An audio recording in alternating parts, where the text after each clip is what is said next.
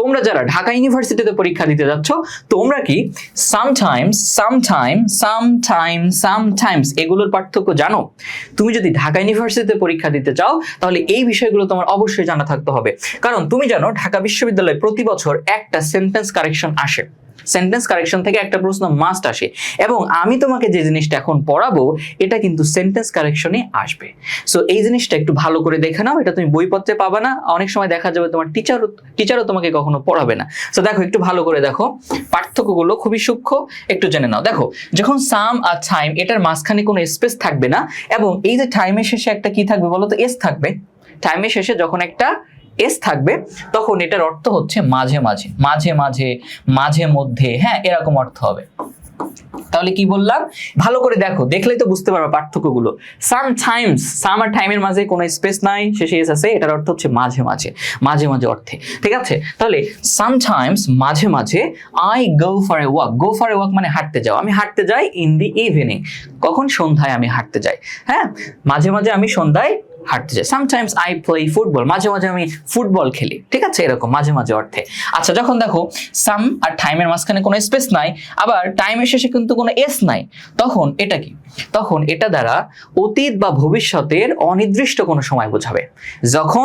যখন সাম আর টাইমের মাঝখানে কোনো স্পেস নাই, আবার টাইমের শেষে এস নাই, তখন এটা দ্বারা অতীত বা ভবিষ্যতের অনির্দিষ্ট কোনো সময় বোঝাবে।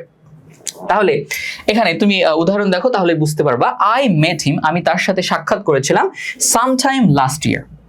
আচ্ছা আমি যদি সামটাইম না দিতাম তাহলে অর্থটা কি হতো, যে I met him last year, আমি তার সাথে গত বছর সাক্ষাৎ করেছিলাম। বুঝতে পেরেছো? আর তুমি যখন দিবা I met him sometime last year, তখন অর্থ হবে গত বছরের কোনো একটা সময়ে আমি তার সাথে সাক্ষাৎ করেছিলাম। বুঝতে পেরেছো? তাহলে কখন সাক্ষাৎ করেছিলাম আমি জানি না, তাই বলতেছি অনির্দিষ্টভাবে আমি বলছি যে গত বছরের কোনো একটা সময়ে, অনির্দিষ্ট কোনো একটা সময় আমি তার সাথে সাক্ষাৎ করেছিলাম, ঠিক আছে? এরকম অনির্দিষ্ট সময় বোঝাবে, অর্থটা এরকম হবে কোনো একটা সময়। এরপরে দেখো আই উইল ভিজিট, আমি ভিজিট করবো, আমি যাব সেন্ট মার্টিনে যাব sometime in the next year, হ্যাঁ পরবর্তী বছরের কোনো একটা সময়, আগামী বছরের কোনো একটা সময় আমি সেন্ট মার্টিনে যাব। এখন আমি শিওর না যে কোন সময়টাতে, কোন তারিখে, কোন দিনে আমি সেন্ট মার্টিন যাব, তাই অনির্দিষ্টভাবে বলছি যে আগামী বছরের কোনো একটা সময় আমি সেন্ট মার্টিন যাব, ঠিক আছে? আচ্ছা এবার দেখো সাম আর টাইমের মাঝখানে যখন স্পেস আছে, ঠিক আছে?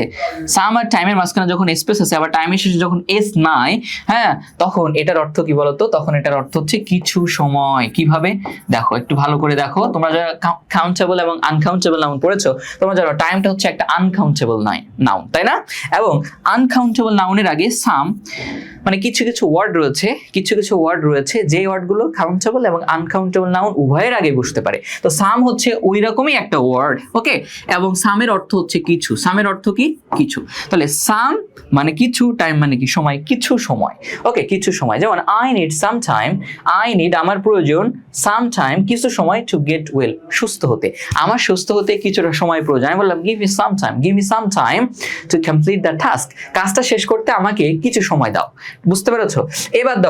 এবার দেখো সাম আর টাইম এটার মাঝখানে যখন স্পেস থাকবে, আবার টাইমের শেষে এস থাকবে, তখন এটা সাধারণভাবে একটা ভুল এক্সপ্রেশন, এরকম কোনো ওয়ার্ড নেই, ঠিক আছে?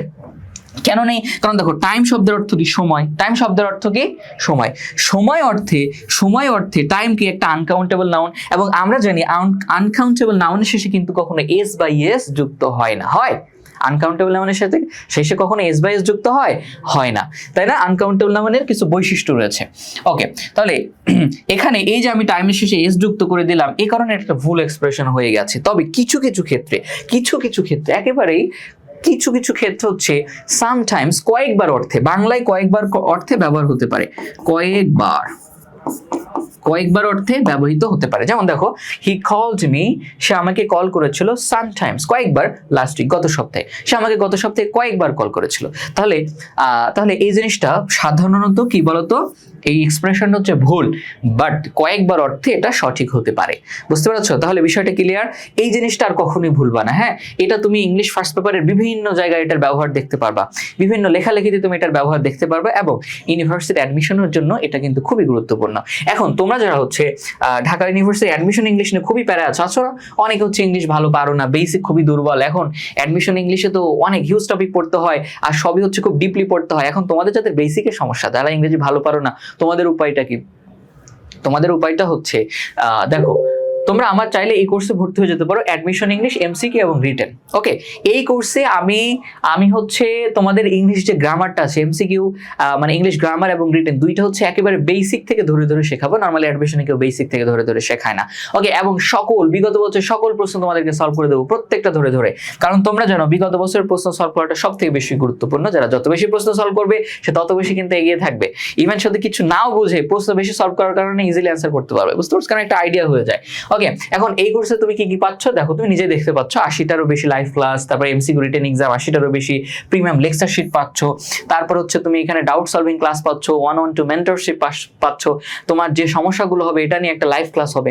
বুঝতে পেরেছো? ওকে, এবং সেই লাইভ ক্লাসে তুমি আমার সাথে কথা বলতে পারবা। বুঝতে পারছো কিনা? আচ্ছা, এখন তাহলে এই কোর্সের ফি হচ্ছে 1499 টাকা, কোর্স ফি 2000 টাকা বা 1499 টাকায় তুমি কিন্তু এটা পেয়ে যাচ্ছ। ওকে, এখন আমাদের হচ্ছে ফুল প্যাকেজও আছে, বাংলা, ইংরেজি এবং জিকে। এটা হচ্ছে কোর্স ফি মাত্র 2500 টাকা।